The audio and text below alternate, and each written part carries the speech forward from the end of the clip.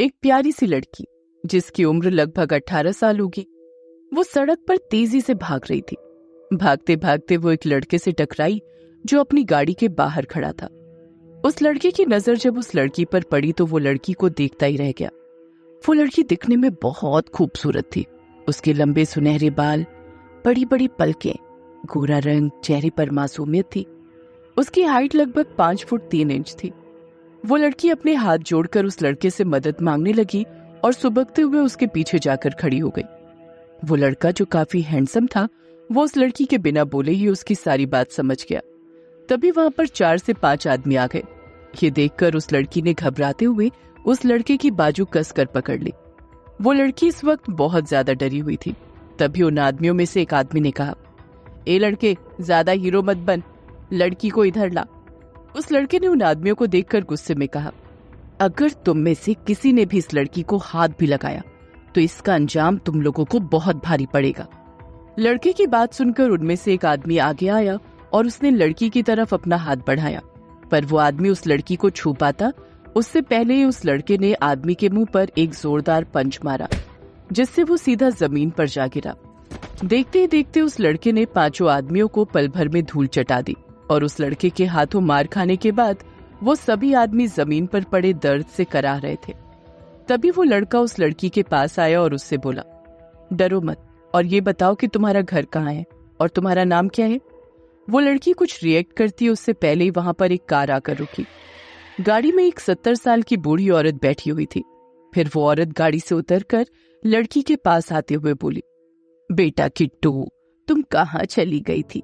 मैं कितना परेशान हो गई थी। चलो घर चलते हैं। तभी बूढ़ी औरत की नजर वहां जमीन पर पड़े आदमियों पर गई। उन्हें देखकर वो समझ गई कि यहाँ क्या हुआ होगा।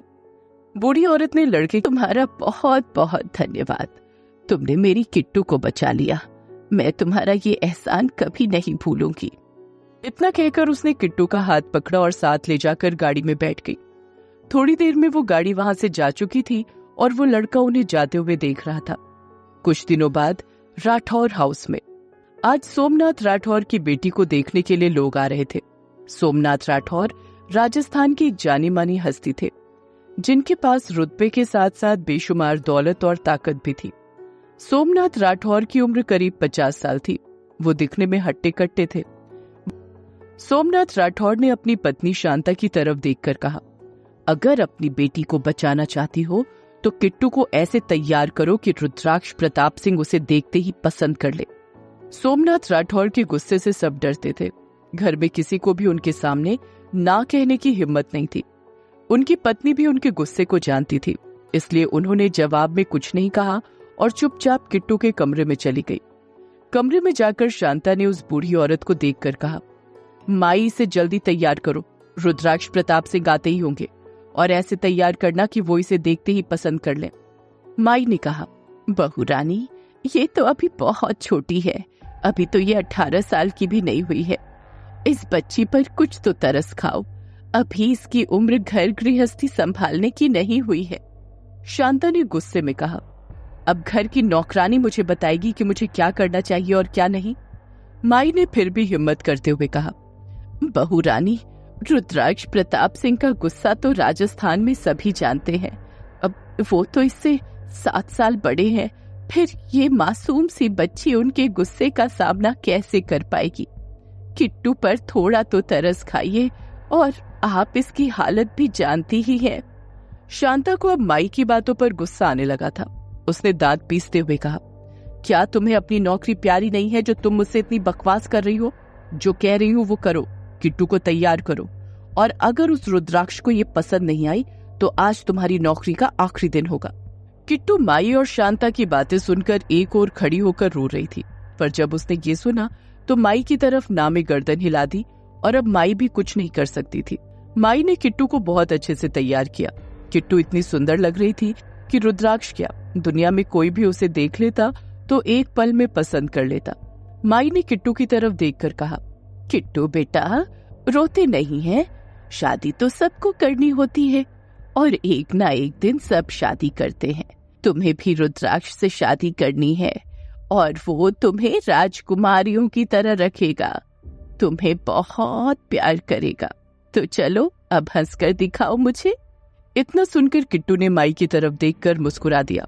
माई ने कमरे से बाहर की तरफ देखा तो हॉल में वही लड़का बैठा हुआ था जिसने किट्टू को उन गुंडों से बचाया था। ये देखकर माई खुश हो गई।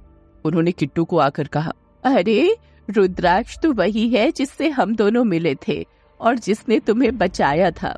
किट्टू ने कुछ नहीं कहा, बस थोड़ा सा मुस्कुराई और बाहर जाने के लिए तैयार हो गई। रुद्राक्ष प्रताप सिंह की हाइट लगभग 6 फुट 1 इंच थी। रंग गेहुआ, चेहरे पर हल्की हल्की दाढ़ी, काली आंखें। 3 पीस सूट में रुद्राक्ष किसी हीरो से कम नहीं लग रहा था। रुद्राक्ष को देखकर लगता भी नहीं था कि उसे गुस्सा आता होगा, लेकिन रुद्राक्ष के अंदर बदले की आग जल रही थी, इसलिए उसने राठौर की बेटी से शादी करने का फैसला लिया था। रुद्राक्ष अपनी दादा दादी, छोटी बहन नव्या और अपने छोटे भाई शुभ के साथ किट्टू को देखने आया था। नव्या और शुभ दोनों जुड़वा भाई बहन थे और दोनों की ही उम्र लगभग 21 साल थी। नव्या भी बहुत सुंदर थी, उसके अंदर अपनी माँ संध्या की छवि नजर आती थी। वहीं शुभ तो रुद्राक्ष की परछाई लगता था। शुभ रुद्राक्ष से छोटा था, लेकिन उसमें उसकी झलक नजर आती थी। सोमनाथ के बुलाने पर किट्टू बाहर हॉल में चली आई।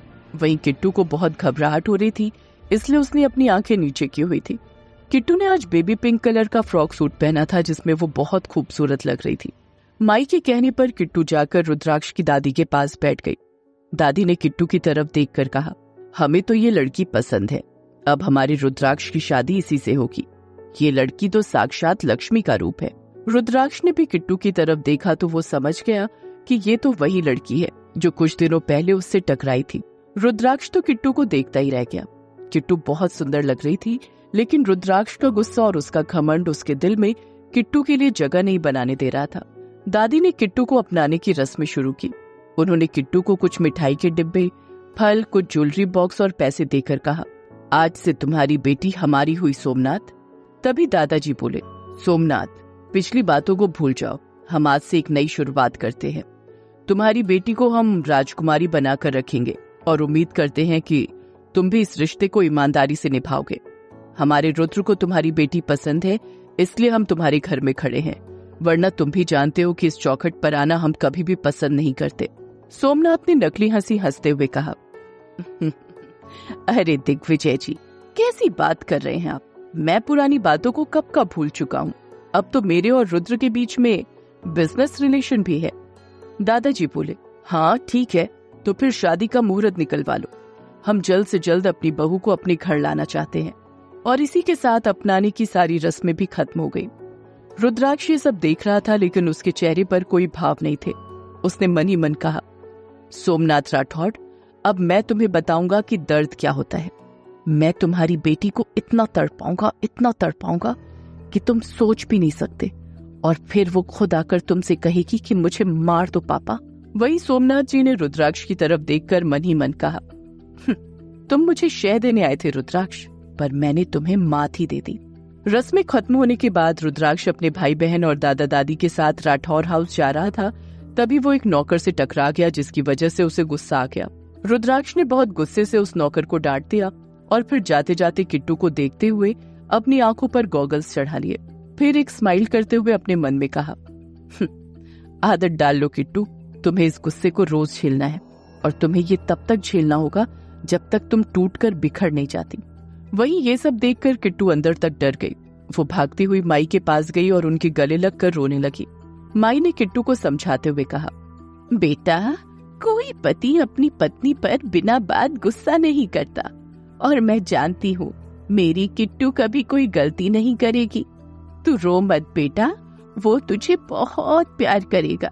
मेरी राजकुमारी के लिए रुद्राक्ष एक राजकुमार ही है। तू चुप हो जा मेरी बच्ची, रो मत। अब तो तेरे रोने के दिन खत्म हो रहे हैं।